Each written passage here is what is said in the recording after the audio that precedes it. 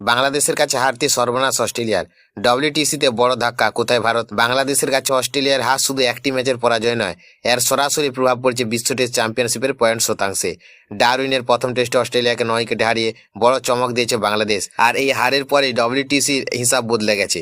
প্রথম টেস্টে বাংলাদেশ শুরুর থেকে দুর্দান্ত ক্রিকেট খেলেছে। প্রথম ইনিংসে অস্ট্রেলিয়াকে মাত্র 198 রানে অল আউট করার পর বাংলাদেশ বড় লিড নেয়। এরপর দ্বিতীয় ইনিংসে অস্ট্রেলিয়া কিছুটা লড়াই করলেও শেষ পর্যন্ত 284 রানে গুটিয়ে যায়। ফলে বাংলাদেশের সামনে জয়ের জন্য মাত্র 57 রানের লক্ষ্য দাঁড়ায়। সেই রান খুব সহজেই তুলে নেয় বাংলাদেশ। এই হারের ফলে ডব্লিউটিসি পয়েন্ট শতাংশ বড় ধাক্কা খেয়েছে অস্ট্রেলিয়া। ম্যাচের আগে তাদের পয়েন্ট শতাংশ ছিল 87.50। বাংলাদেশের কাছে হারের পর সেটি নেমে হয়েছে 77.77।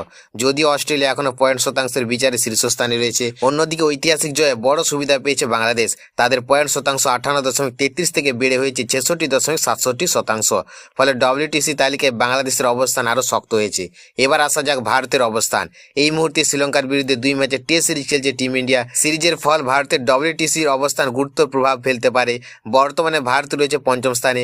9টি ম্যাচে 4টি জয়, 4টি হার এবং 1টি ড্র নিয়ে ভারতের সংগ্রহ 52 পয়েন্ট, আর বাংলাদেশের সংগ্রহ 40 পয়েন্ট। তাই শ্রীলঙ্কার বিরুদ্ধে সিরিজে ভারত যদি ভালো ফল করতে পারে, তার ডব্লিউটিসি পয়েন্ট শতাংশ এবং তালিকায় নিজেদের অবস্থান আরও উন্নত করার সুযোগ থাকবে।